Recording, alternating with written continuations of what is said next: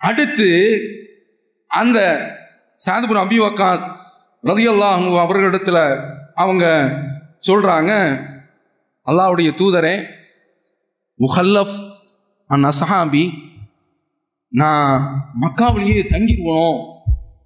என்னன்னு கேட்டா, வந்த தோழர்கள் எல்லாருமே மதீனாவில் இருக்கிறாங்க.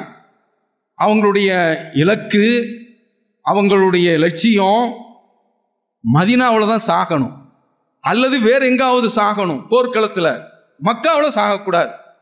அப்படி இறந்து விட்டால் ஹிஜ்ரத்தினுடைய பாக்கியம் கிடைக்காம போயிடும். என்ன மாதிரியான ஒரு இலக்கு, என்ன மாதிரியான ஒரு வெறி, என்ன மாதிரியான ஒரு ஆர்வம். நான் கிடந்துருவேனா, இங்க படுத்துக்கிடுவானா, மக்காவில் தங்க வேண்டிய ஒரு துர்பாக்கிய நிலை எனக்கு ஏற்பட்டு விடுமா என்று கேட்கின்றார்கள். அப்போதுதான் ரசூலுல்லாஹி ஸல்லல்லாஹு அலைஹி வஸல்லம் அதுலேயும் நெத்தி அடிக்கிறாங்க. இன்னக்க லன் துஹல்லஃப், எப்பா நீ இருந்துட்டா என்ன, ஃபதஅமல அமலன் சாலிஹா, நல்ல அமலை நீ செய்கிற. அப்படி நல்ல அமலை செய்யும் போது இல்லஸ்தத்த பிஹி தரஜா ஒ ரிஃபா, வாழ்நாள் கூட கூட மூமினுக்கு என்னன்னு கேட்டால் நன்மை அதிகரிச்சுக்கிட்டே போகும். இந்த தத்துவத்தை சொல்கிறாங்க. உனக்கு வாழ்நாள் கூட போனால் என்ன, மக்காவில் இருந்துட்டா என்ன, உனக்கு நீ மக்காவில் இருந்து கொண்டு இருக்கின்ற பொழுது வாழ்நாள் உனக்கு கூடுது.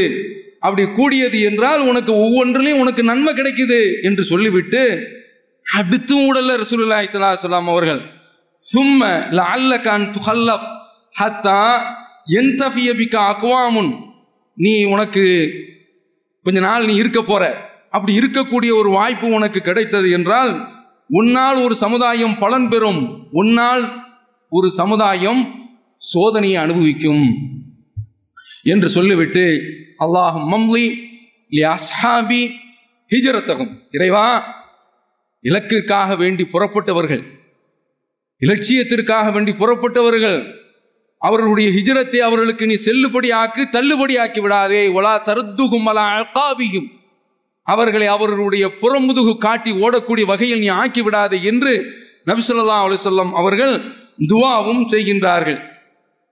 இதுல இந்த மனிதர் இவங்க சொன்னாங்கல்ல, ரசூலுல்லாஹ் சொன்னாங்கல்ல, நீ லஅல்லக அன் துஹல்லஃப், நீ உனக்கு பின்னால இருக்கக்கூடிய ஒரு வாய்ப்பு கிடைக்கும் என்று சொல்றாங்கல்ல. நபவி போன்றவர்கள் குறிப்பிடுறாங்க, இது அவருடைய வாழ்நாளை குறிக்குது.